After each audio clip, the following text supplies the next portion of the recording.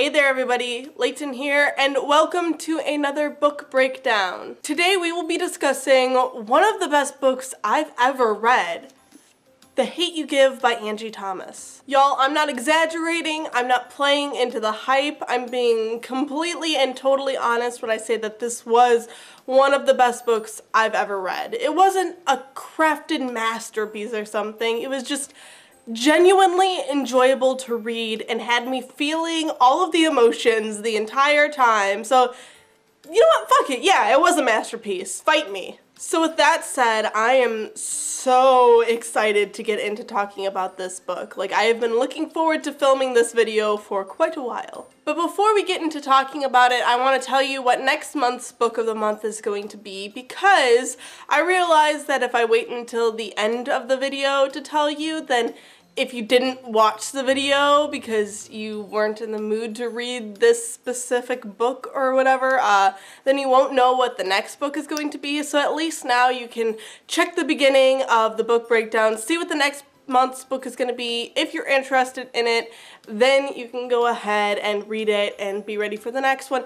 It makes sense, right? So with that being said, I do have a very short disclaimer about next month's book of the month. I put up a poll in last month's video and nobody voted on it. Shame on you guys. Just kidding. Because I also put up the poll in the Amino app. There's a books and writing page on that. So I put up a poll there as well and got lots of votes on that one. And the book that technically won was Autobiography, but there was a tiny snafu in my being able to get my hands on that particular book. It was basically a 50-50 split between Autobiography and Zenith. And I didn't really know which one was going to come out on top by the time the poll ended, and I had to pre-order these books from my library ahead of time because my library had neither for some reason. But then Autobiography ended up coming in sooner than I expected, and I was still up at school and I only had 6 days to come to the library and pick it up,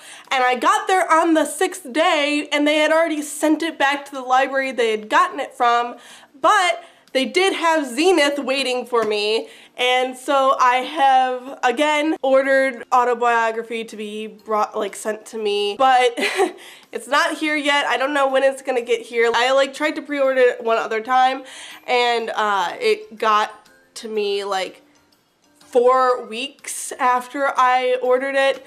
So basically, I don't know when it's gonna come, so I couldn't with certainty or with good conscience say that it was going to be next month's book of the month, because even though it won the poll, I just didn't know if I would have it in time or at all. So with that little ramble being said, next month's book of the month is going to be Zenith by Sasha Alsberg and Lindsay Cummings. Now, I've heard some stuff about this book, which is partially why I put it in the poll as an option. But I plan on going into it with an open mind, and I suggest if you guys plan on reading it that you do the same, because, you know, it doesn't matter what somebody else's opinion on a book is. You know, you've got to read it, you got to form your own opinion. So that's what I'd like to do with this book. So I'm looking forward to reading it. I'm really looking forward to reading it.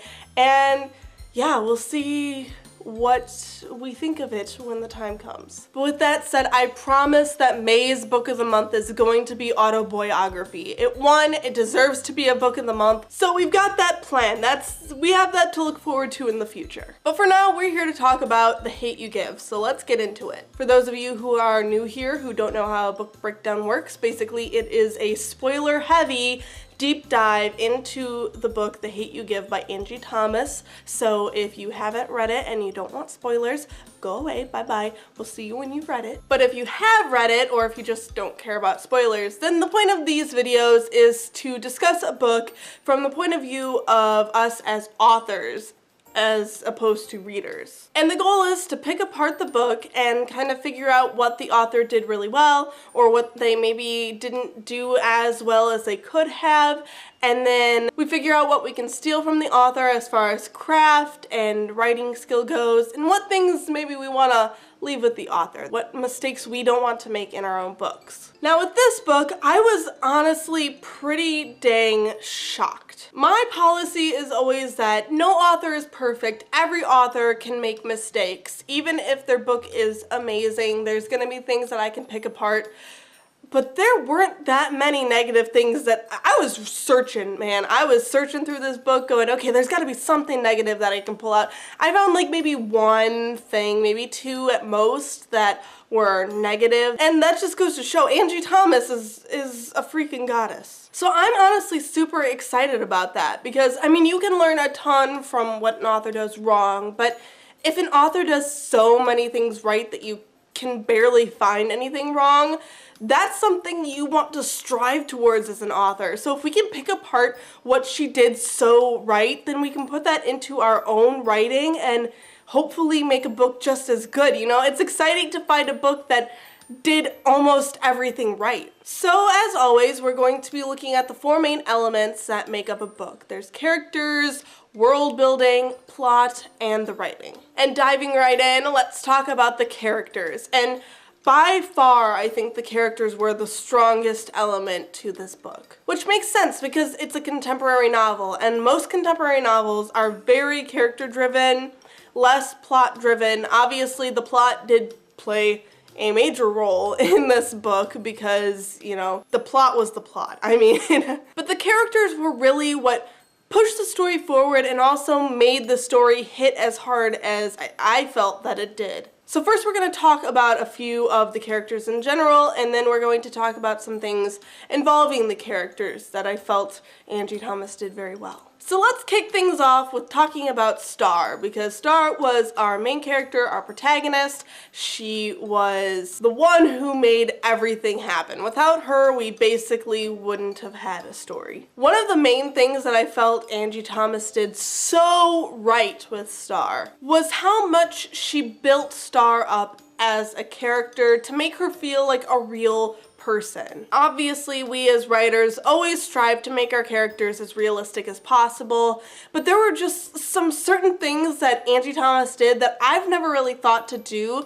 that I felt gave her characters so much depth that I felt like I could literally turn around and one of the characters would just be standing there in the flesh. Like, they felt that real. It felt so much more like non-fiction than fiction. Like, it felt like these characters were real people. So the main thing Angie Thomas did that I noticed was that she gave them a lot of background. Like, a lot. And again, we as writers always try to do this. We always try to give our characters a background, a history, because otherwise they'd be very flat and there would be nothing to really make them feel real. But Angie Thomas went the extra mile. What she did, and I'm going to use Star as the main example because obviously Star was the most developed because she was the main character, but what Angie Thomas did was she dug deep into the childhood of Star. She gave her childhood likes and dislikes, childhood memories, inside jokes between her friends, and this is stuff that I just don't normally see in a lot of fiction that I read. I mean, you get some of it, maybe one or two things, like an inside joke between two really close friends, or maybe, you know, a character will bring up, oh yeah, I used to really like that when I was a kid. But Angie Thomas really made sure to make you know Star from childhood to her young adulthood. There was no ambiguity there, like wondering, what was Star like as a child? We knew she wore her hair in ponytails, she had a snaggletooth, she loved the Powerpuff Girls. When she got a little bit older, she and her friends were obsessed with the Jonas Brothers. We know really intimate things about her and her friends when they were really little, like the fact that she and Khalil used to take baths together, like when they were babies. We learned that Star, Khalil, and Natasha were the Hood trio, tighter than the inside of Voldemort's nose. You know, it was silly things like that that really humanized these characters and made you feel like they were real, which then in turn made you sympathize with them more and even empathize with them, which then made everything that happened in this book hit 2,000 times harder than if you as a reader were disconnected from these characters in any way, which inevitably usually happens in books. So as authors, I think that's something we should always strive for, and this is something I never really thought of with my characters. You know, I built them up, I gave them backstories, but I really want to humanize my characters more now. I want to go back through my book and humanize them more, and I think we should all consider doing that. I mean, obviously, don't drive yourself nuts trying to think up every little detail about your characters' childhoods, because that would drive you up the wall nuts. But, you know, just elaborating more on their childhoods, giving them more of a sense of having had a life instead of just popping into existence right when you need them to exist for your book. I think that would absolutely make any and everybody's book 10,000 times stronger and more impactful. Because, you know, especially with genre books like fantasy, sci-fi, mystery, I feel like those kind of books really are missing that kind of element to their characters, as opposed to, you know, contemporary does tend to focus more on the characters because, again, contemporaries do tend to be more character driven. But yeah, I think that every genre could benefit from spending a little extra time on their characters to really make them as relatable as possible to the reader. And by relatable, it doesn't mean that they have to be the reader incarnate or something like that. Like, they don't have to be exactly like the reader to make the reader empathize with them. The more important thing, rather, is that the characters just feel human. It's so easy to empathize with a character as long as they feel human and they feel real. They don't have to love all of the same things that the reader loves or have the same background that the reader has. The point is that if a reader feels that somebody is innately human, then they're going to empathize with them more, and that's 100% something that every author should want. So moving on, something really great that I felt Angie Thomas did with the character Khalil was that she really played with stereotypes and with prejudices that readers may have had going into the book. First of all, of course, she humanizes him so that we have some sympathy and some empathy for him and for Star when the inciting incident of the shooting happens. But then she introduces some morally gray characteristics, like the fact that he might have been in a gang, he might have been selling drugs, different things like that that definitely hold weight as far as prejudices go. And then obviously she explores that more within the course of the book. Does him being a gang member or a drug dealer mean his murder was okay? Obviously not, but that's kind of the question that she explores throughout the novel. And I felt like that was a great choice, an interesting choice, and I realized I'd never really considered doing that with my characters. Again, you know, a lot of my characters are diverse in some way, but something I've never really played with is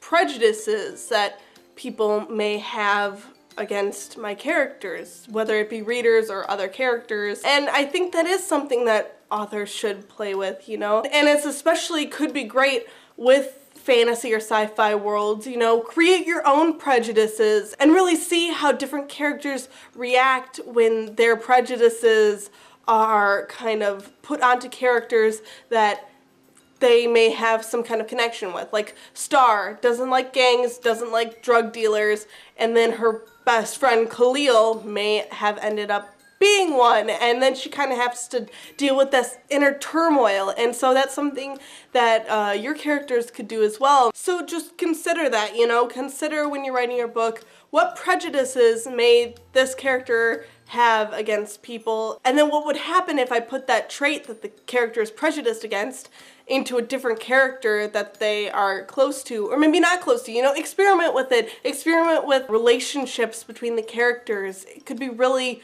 really cool. And speaking of relationships, that was another really amazing thing that Angie Thomas did with her characters. I think the best thing about it was just that all of the relationships felt so real.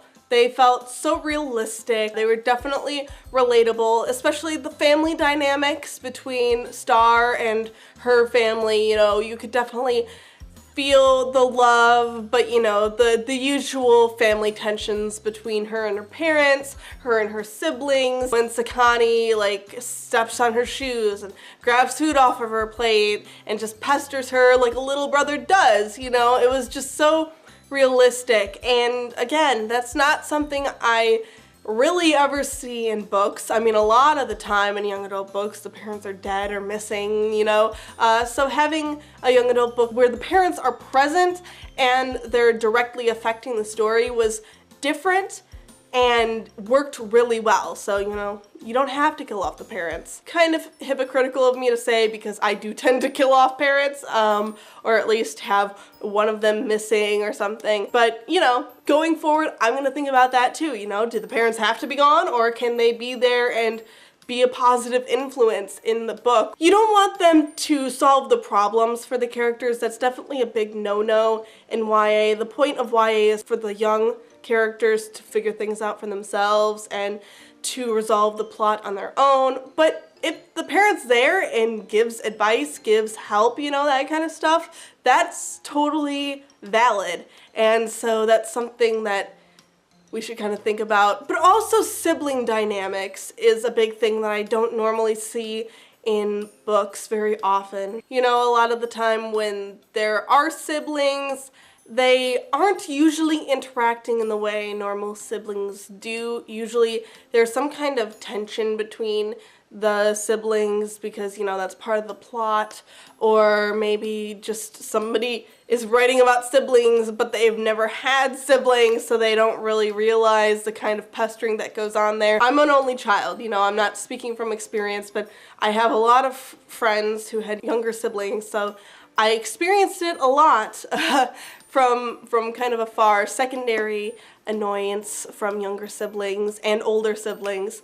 So, you know, that's just something that I think authors should experiment with more because it's entertaining, it's relatable, and just overall it'll make the story feel more realistic. And, you know, no matter, again, what genre you're writing, you want the characters at least to feel as realistic as possible because you need something based in reality to tether your reader to the ground. And the last thing about characters that I'm going to talk about is the fact that Angie Thomas did not make any one specific group of people good or bad. I think this is absolutely so important in books.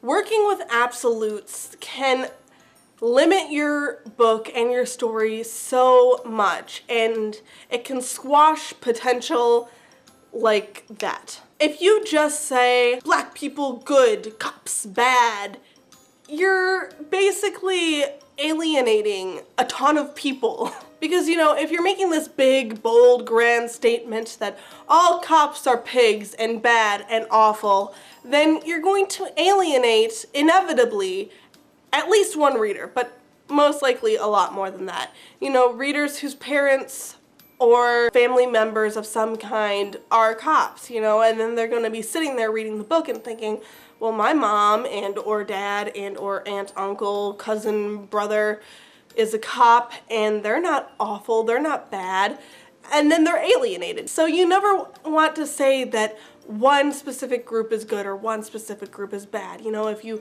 made the general statement that all black people were bad, A, racism, and B, you know, that's alienating your potential black audience. If you say all white people are bad, then that's alienating the white audience. If you say all gang members are bad, then you're alienating the gang audience. I don't know what I'm saying there, but you know what I mean? Like, you don't want to deal in absolutes ever because that's not how the world works. During my Darker Shade of Magic book breakdown, I went off on a huge rant about how I really like morally gray characters, specifically morally gray villains. I love them. I don't necessarily know if here in this book the villain was morally gray because, you know, technically there were two. There was King because, you know, he's an asshole, and then there was also just Society, kind of. Society was the second villain, and Society was pretty morally gray. I don't know if King was so much. King was pretty black and white, terrible person. But I forgive it because of the fact that a lot of this book in general dealt with morally gray characters, that one character who was pretty much an asshole and that was all he was forgivable, and they exist. I'm not saying they don't. And it wasn't like he was doing anything for, you know, just for power or something. He felt so realistic that I could forgive that he was just an asshole.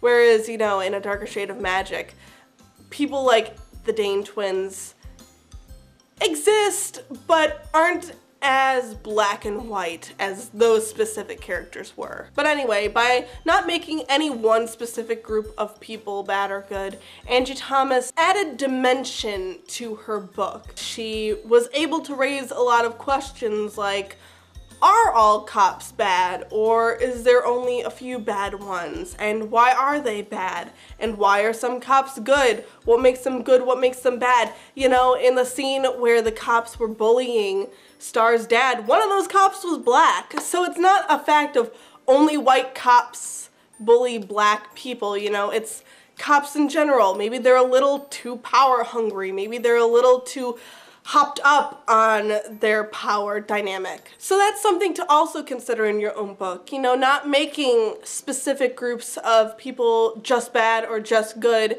Maybe give them some bad people in their groups or some good people in their groups. Or maybe consider, you know, why they're acting the way they are, and maybe to them their actions are justified.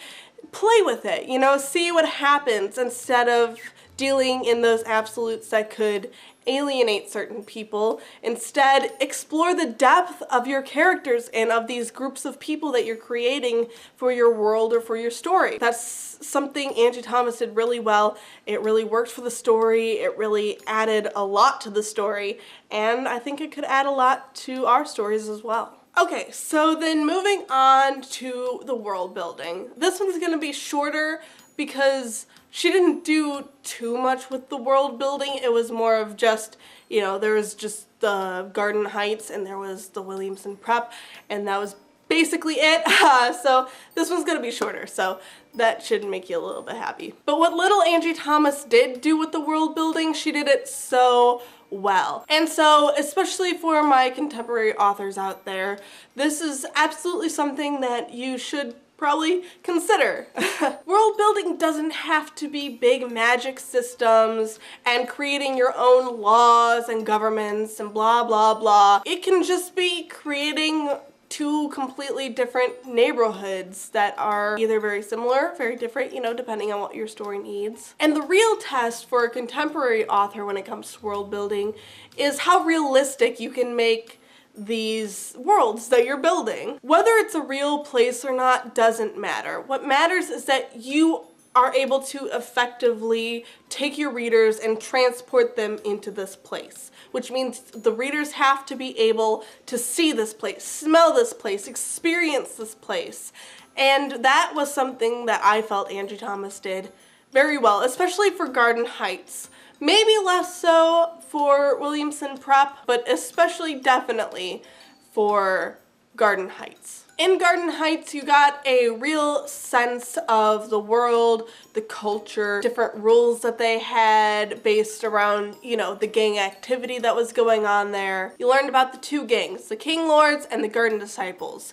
You learned about how they kind of are in this gang war right now, territory war, trying to decide who owns what part of this town neighborhood. I wasn't entirely sure if Garden Heights was its own little neighborhood or if it was an actual town.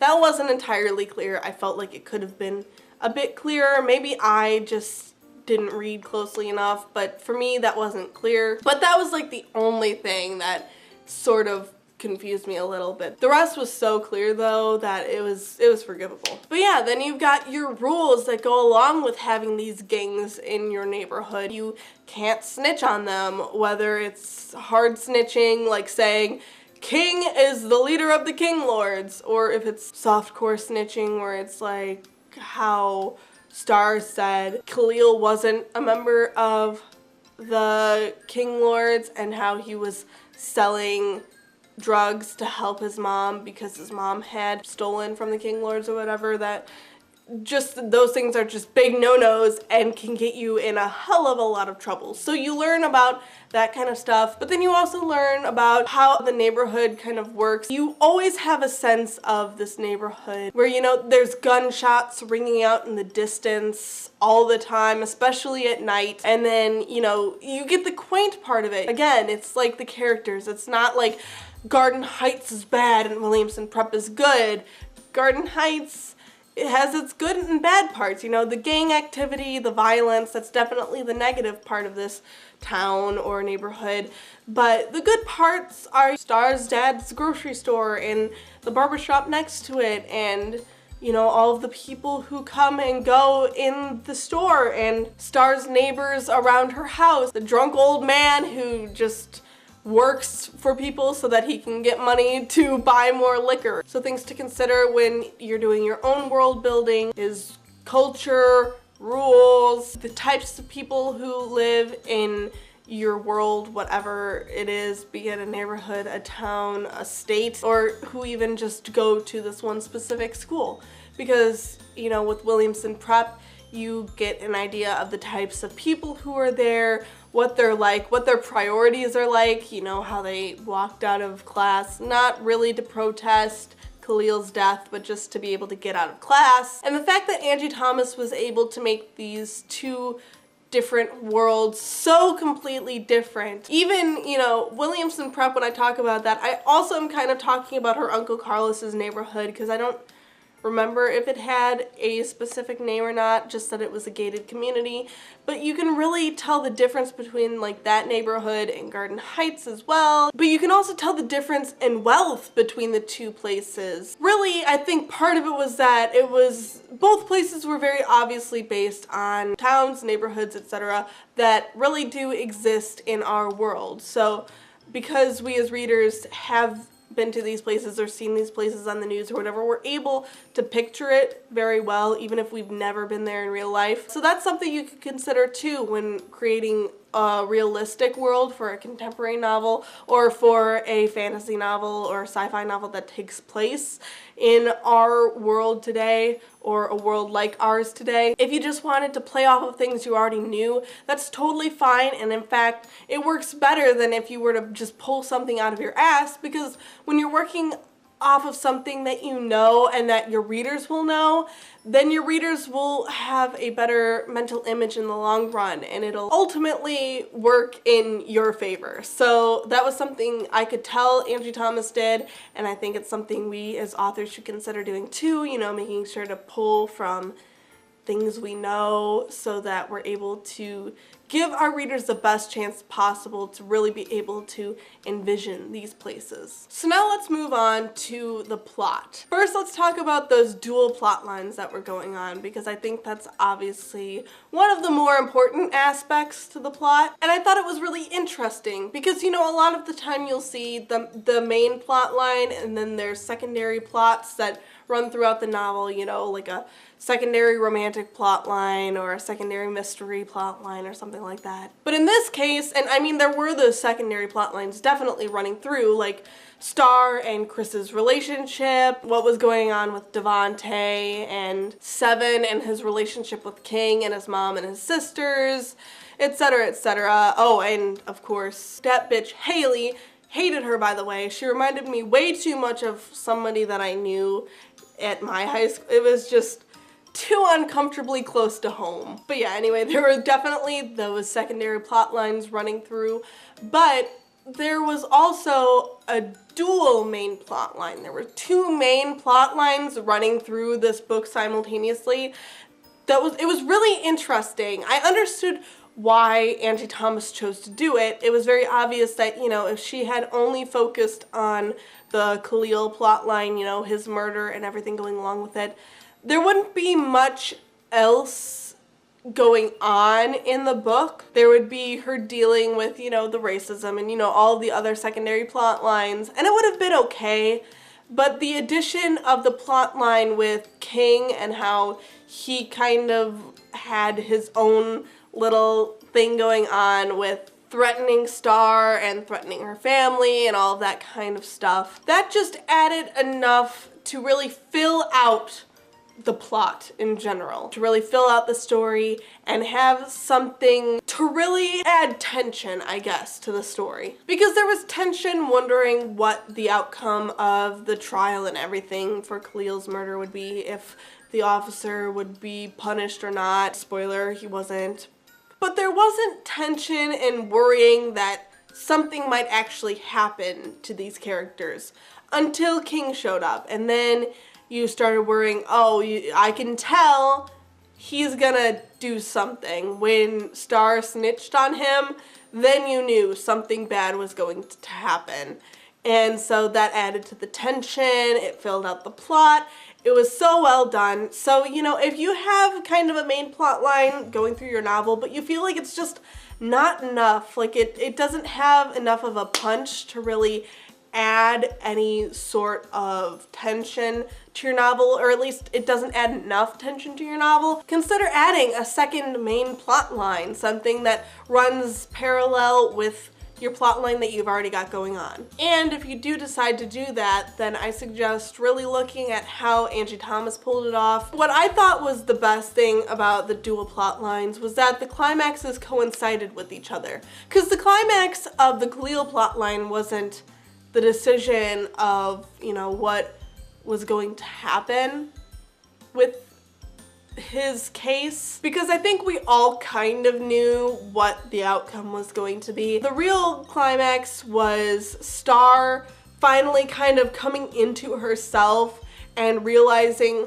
what kind of power she had and how she had to speak out and make a difference. So the climax was really like her big speech and then throwing that frickin' tear gas can right back at the cop. Can I just say that was just great climax. And then almost immediately after was the climax with King, where like he set the building on fire with them inside of it and they almost died. So those two climaxes were like right next to each other. They didn't happen at the exact same time, which I don't think they should have, because if it all happened at once, that would just be a clusterfuck of confusion. So putting them right next to each other but not directly on top of each other was really well done on Thomas's part. So, you know, if you feel the need to add a second main plot line to your story, try to do that. Try to make the climaxes happen as close together as possible, but not all at once, so it's not just a giant clusterfuck. Aside from that though, you know, I felt that the tension throughout the entire novel was really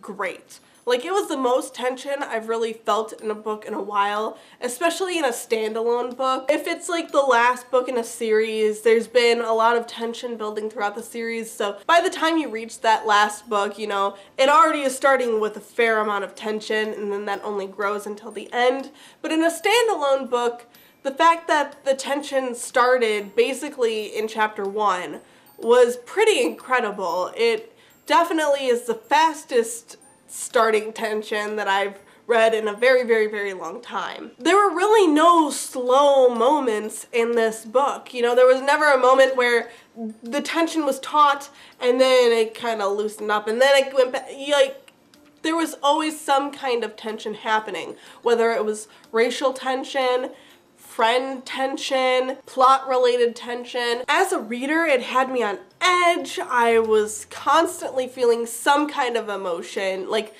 that's the best thing about this tension in particular, because it had me on edge so much. It had my emotions feeling raw almost 24/7. So anytime anything slightly emotional happened, I was either furious or I was sobbing or I was insanely happy. All of my emotions were happening to the extreme throughout this book, and it was just because the tension had me wound up so much that, again, my emotions were just very raw. And so, you know, if you're looking to make a very emotionally impactful novel, look to this one, because she did it so well. If you really, like, don't give your readers a break. Don't give them a slow moment. Don't give them time to catch their breath, because then they'll be able to calm down and be like, okay, I'm fine. If you really keep the tension going and you don't let up, you just keep going forward, driving forward with your story, never stopping, never really taking a second to breathe, then your reader's emotions will just be consistently in the state of rawness and vulnerability, and that's what'll make them cry, laugh, scream, whatever emotion you want to elicit from them. And Thomas did this so well, so definitely look to this book if you're looking to write a book like this book. And then finally, we have the writing. And Angie Thomas was interesting because there was never any moments where, my breath was sucked away from me, where I was like, oh wow, that line is gorgeous and beautiful.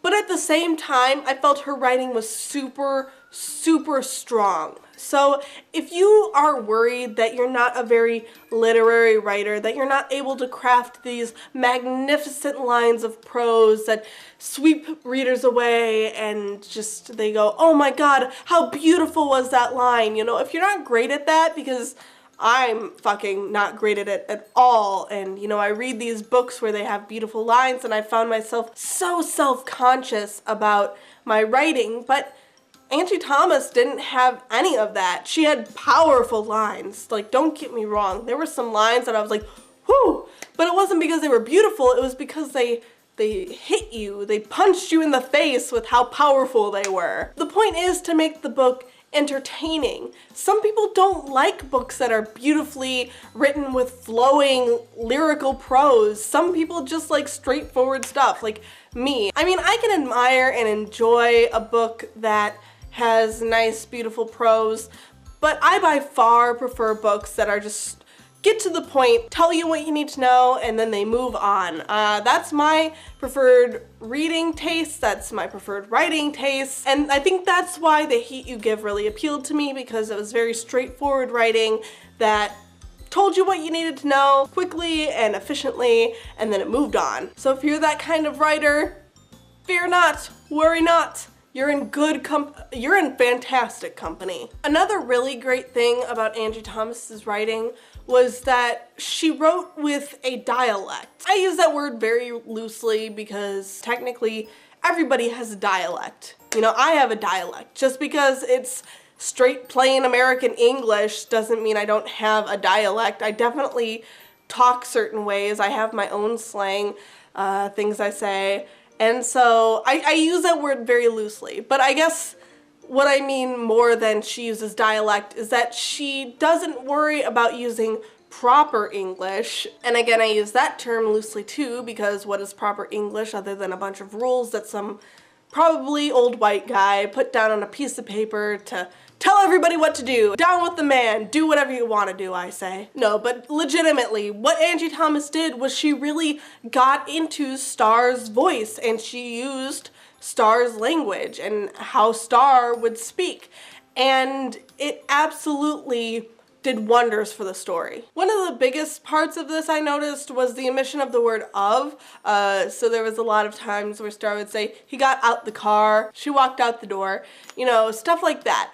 And it was so minor, she wasn't going around throwing around a ton of slang that nobody would know. There was a moment where I did have to Google what a dap was because hell if I know. But for the most part, it was a lot of just Star's language, but nothing that would be too confusing or alienating. So, if you're writing your own book and you have a character who has their own way of speaking, that has their own type of language, don't be afraid to use it because you're afraid that people won't get it or that it's not proper English. Don't worry about that shit. The point is that you need to get your character's voice on the page, because if you don't, then you're not doing your character justice. If your character cusses a lot, let them cuss. If your character uses slang a lot, let them use their slang. Maybe if they use extensive slang, put in a little bit of explanation about what the slang means so that people don't get super confused. But don't be afraid to do this stuff, because I felt more connected to Star than I have felt to any character in a very long time, because I felt like it really was Star talking to me and not just some narrator who says they're Star but doesn't really talk like Star or, express Star's real thoughts and emotions. Angie Thomas was able to get everything from Star's mind onto the page and into the heads of the reader, and I thought it was exquisite. I thought it was very well done. And speaking of voice, the dialogue as well was super natural. Again, she used the voices of the characters. She wasn't concerned about using proper English. She had the characters speak the way they spoke, and again, so well done. It made it feel natural. It made it feel like we were really getting to hear what these characters were saying to each other. It made me feel closer to the characters. It was another element that made the characters feel real to me. So, you know, that plays into everything we were talking about earlier about characters. When you're writing dialogue, really work to make it sound as natural as possible. You don't want it to sound robotic or uncomfortable. You definitely want it to sound like the characters are saying these things, and you want it to be believable that these characters would say something the way you're having them say it. I think the biggest thing that we're learning from The Hate U Give is that you really need to know your characters inside and out. It's the one thing you really can't skimp on, or else you're doing a huge disservice to your novel. Another element of writing that Angie Thomas really excelled at was her imagery. Everything was so clear, from the characters to the locations. One thing that I've learned is so important when describing characters is not to just give their basic hair color and eye color, but to also give defining characteristics about them. And that was something Angie Thomas really did well. I mean, she did give hair color and eye color, but she'll also talk about somebody's too big forehead or their long nose or something like that. Like, she goes into these defining characteristics, like how tall or short somebody is, or a specific haircut they have, or what type of teeth they have, you know, are they straight, are they crooked, etc. That kind of stuff that really gives you a really great mental image of the characters, and it gives you something to grasp other than, oh, that's the person with brown hair, but then that person also had brown hair, but that person had blue eyes, and that person only had brown eyes, but wait, that character has brown hair and blue eyes too. You know, like, it gives you something more physical to grasp at, like, oh, she's the girl with the big forehead, he's the one with the gap tooth, and he's the one who's wearing this specific outfit. So Thomas does that really well. I think that's something we can learn from her and borrow from her. And then as far as imagery of the places go, you know, we talked about this a little bit in world building, but she really makes you see the inside of Star's house. She makes you see the neighborhood Star lives in. She makes you see the neighborhood that her dad's business is in. She makes you see Williamson Prep. She makes you see Uncle Carlos's neighborhood. You can see everything very clearly, and then that plays into the world building very well, because then you can kind of distinguish the differences between the two different places, the Garden Heights and the Williamson Prep. And then the very final thing that I wanted to talk about, and it's the one thing that I could pick out that wasn't the best, but it was forgivable to me, so I don't even know if it's really an awful thing, but it's just something to look for in your own writing, was Angie Thomas's teaching moments, or as I'd like to call them, preaching moments. There were moments in this book that were very obviously for her white audience. They were very obviously, not even slightly hidden, attempts to teach a white audience about Black culture, about Black problems, Black history, etc. Which I didn't mind. It's not like I was like, ugh, no, I don't want to learn about that. It was very fascinating to me. I was very interested in all of it. But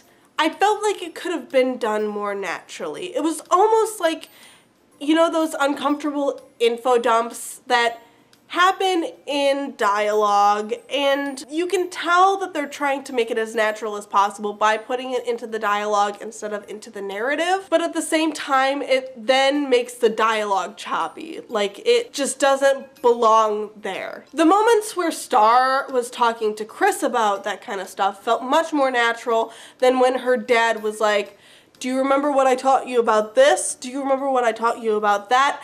That was very on the nose and very by the book no-no as far as writing goes. Even though it wasn't an info dump necessarily, it also kind of was, because it had to do with the world building for this world. It just so happened to be the world we live in. I just personally wasn't a big fan of how it was pulled off. In general, just a good rule of thumb to follow is to not do the as you know info dump.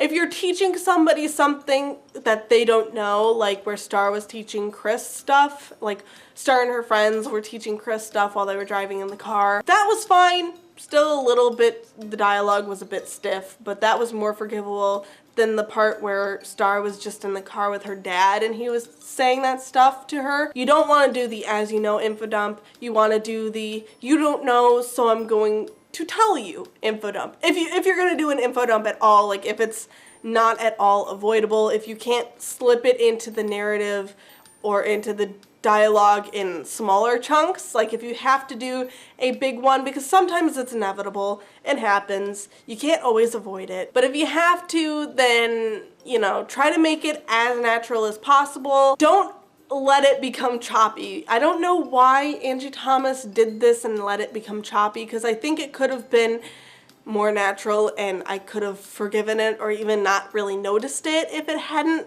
been so choppy, but it just didn't feel natural for these characters to be saying these things when they were where they were and how they were. So that's just something to look for in your own writing, just in general, but that was basically the only really negative thing that I could think of to say about this book. Other than that, I thought it was great. I thought it was a fantastic learning experience, both for myself and hopefully for you guys as well. There are like 200 more things that I would like to talk about in this video, but these videos are long enough as it is. I gotta trim it, you know? I've gotta cut the fat somehow. But if you think there's anything that I missed or that I should have talked about and I didn't, whether you think it was a good thing or a bad thing in this book, or whether you agree or disagree with the things I did talk about, let me know in the comments. And remember, next month's book of the month will be Zenith by Sasha Alsberg and Lindsay Cummings, so make sure you read it and you come back next month so that we can discuss it. But yeah, anyway, thank you guys so much for joining me today. I hope you really enjoyed it. If you have any books that you think we should be reading for these book breakdowns, leave me the suggestions in the comments below, because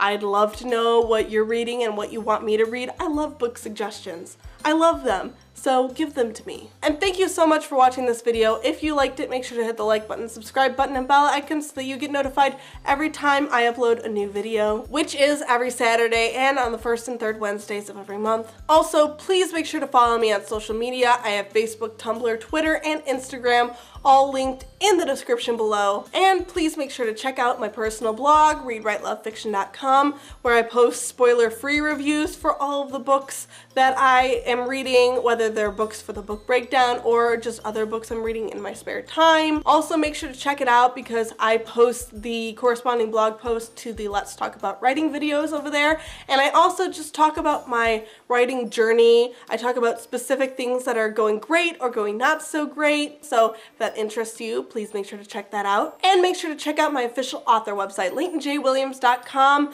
which is the first place I'll be posting any big updates about my series, The Caspian Chronicles, whether I get an agent or a publisher, or if I decide to self-publish my book. After all, any of that would be posted there first, so go ahead and check that out. And finally, thank you guys so much for watching this video. I hope you have a beautiful day, and I'll see you next time.